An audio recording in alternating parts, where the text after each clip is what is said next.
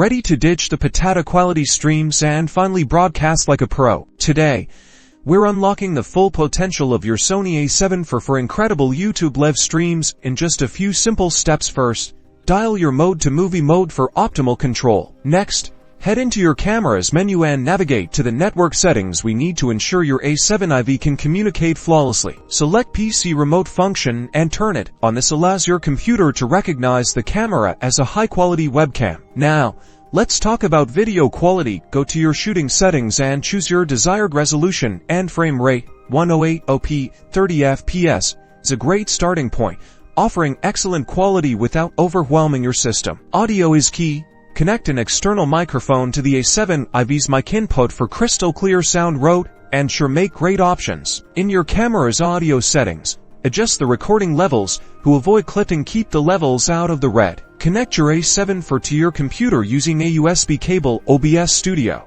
Streamlabs Desktop, or even YouTube's built-in webcam feature should now recognize your camera.